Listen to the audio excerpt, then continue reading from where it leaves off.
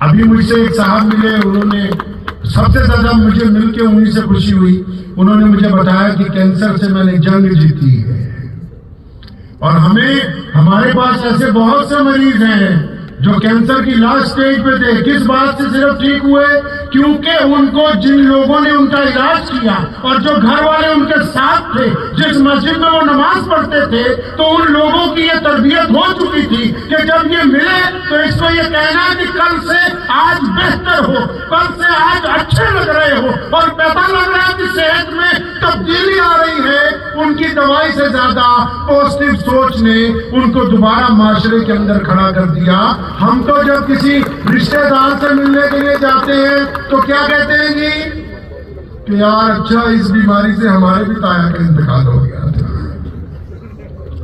ہم الٹا نیگیٹو, جب ہم اپنے بھائی کے متعلق نیگیٹو سوچتے ہیں, اپنے غیر مسلم دوست کے متعلق نیگیٹو سوچتے ہیں, اپنے پڑوسی کے متعلق نیگیٹو, بیوی کے متعلق نیگیٹو, بیوی شوہر کے متعلق نیگیٹو, باپ بچوں کے متعلق نیگیٹو. اور پیارے نبی علیہ السلام نے جو اتنا بہترین ہم کو دین عطا فرمایا, اس دین کا مقصد کیا ہے, ہم مسلمان بنے کیوں ہیں, قرآن نازل کیوں کیا گیا, نبی علیہ السلام پر سر پہ ختم نبوت کا تاج سجا کر کائنات کے اندر تشریف لائے ہیں, وجہ مبعوثیت کیا ہے؟ اگر پوچھ لی جائے تو بہت اچھے اچھے لوگ شاید جواب نہیں دے سکیں گے.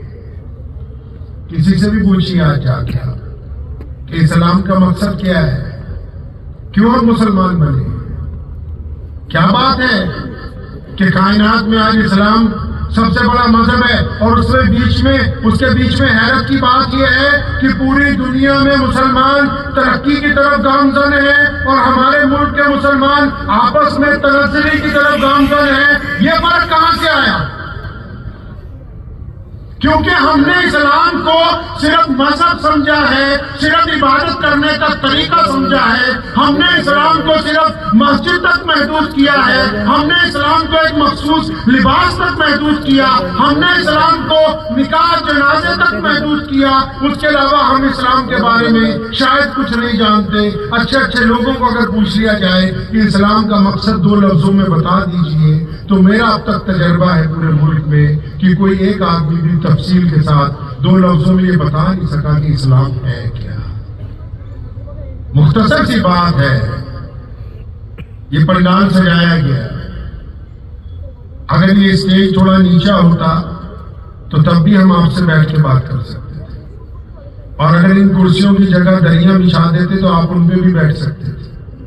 یہ چھت نہ لگاتے تب بھی گفتگو ایسی ہی ہوتی, ہو جاتی کہ نہیں جی؟ کیوں؟ کیونکہ یہ جو پنڈال سجایا گیا, یہ مائک لگایا گیا, آپ لوگوں کو بلایا گیا, یہ مقصد نہیں ہے, یہ ضرورت ہے. مقصد انہوں نے یہاں لکھ کے لگایا کہ مقصد یہ تھا کہ جو لوگ کامیاب ہوئے ہیں ان کی حوصلہ افزائی کریں گے اور کچھ تعلیم کے بارے میں بات کریں گے.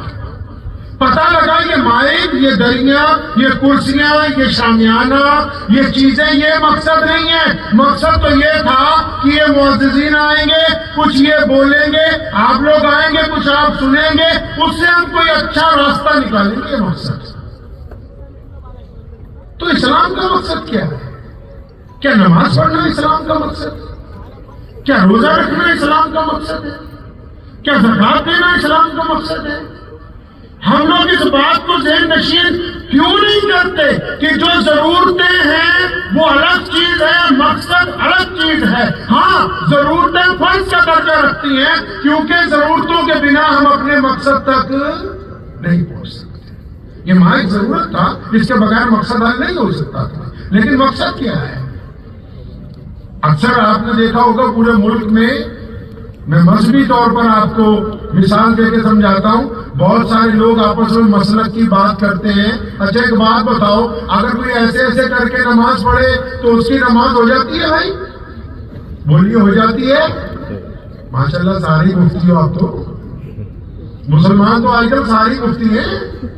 دوائی لینی ہو تو MBBS ڈاکٹر چاہیے, گاڑی ٹھیک کروانی ہو تو اچھا انجینئر چاہیے, اور فتوا دینا ہو تو فتوا کرانے والا بھی فتوا دے رہا ہے, جوس والا بھی فتوا دے رہا ہے, پیٹرول پمپ کا مالک بھی فتوا دے رہا ہے جی, جو آڑتی کا کام کر رہا ہے منڈی میں وہ بھی فتوا دے رہا ہے. فتویٰ تو ماشاءاللہ آپ سب دے سکتے ہیں. یہ بتائیے کہ جو لوگ ایسے کر کے نماز پڑھتے ہیں جن کو اہل حدیث کہتے ہیں ان کی نماز بھی ہو جاتی ہے، اور جو یہاں نیت باندھتے ہیں ان کی نماز بھی ہو جاتی ہے، اور جو ناف پر نیت باندھتے ہیں ان کی نماز بھی ہو جاتی ہے. جو جس انداز سے نماز پڑھ رہا ہے اس کی نماز ہو جاتی ہے. اب حیرت کی بات ہے کہ جو ضرورت تھوڑا بہت آگے پیچھے کر کے پوری ہو رہی ہے، ان ضرورتوں پر ایک دوسرے کے خلاف فتوے ہیں، ان ضرورتوں پر اجتماع ہے، ان ضرورتوں پر تقریریں ہیں، اور جو اسلام کا مقصد ہے وہ ہمیں پتہ ہی نہیں. جو ضرورتیں پوری ہو سکتی ہیں نا آگے پیچھے کر کے، ان کے اوپر تو تکرار ہے، ان کے اوپر دشمنیاں پالی گئی ہیں، ان کے اوپر ایک دوسرے کے اوپر تنقید ہے. لیکن مقصد کیا ہے اسلام کا؟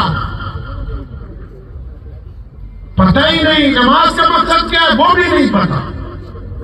آئے پیارے نبی حضرت محمد رسول اللہ صلی اللہ علیہ وسلم کے پاس چلتے ہیں. یا رسول اللہ، اسلام قبول کر لیا ہے، بتائیے کیا کرنا ہے؟ کون ہے؟ ہماری ماں امی خدیجہ الکبریٰ رضی اللہ تعالیٰ. کون ہے؟ مسلمانوں کے سب سے بڑا مسلمان امیر المومنین سیدنا ابو بکر صدیق رضی اللہ تعالیٰ عنہ. کون ہے پوچھنے والا؟ غلاموں میں سب سے پہلے مسلمان ہونے والے سیدنا بلال رضی اللہ تعالیٰ عنہ. کون ہے پوچھنے والا؟ وہ جس نے سارے خاندان کی موجودگی میں، جب پورا خاندان دشمنی پر اترا، جب سارے خاندان نے کہا دعوت کھانے کے بعد کہ ہم آپ کے ساتھ نہیں چلیں گے، تو پیچھے سے ایک بچہ اٹھا، 13-14 سال عمر ہے، دونوں ہاتھ اوپر اٹھائے، پیروں کو پنجوں کے بل اٹھایا اور زور سے کہا تھا، یا رسول اللہ، کوئی آپ کے ساتھ ہو یا نہ ہو، یا علی مرتضیٰ، یہ خدا کا شیر آپ کے ساتھ ہے.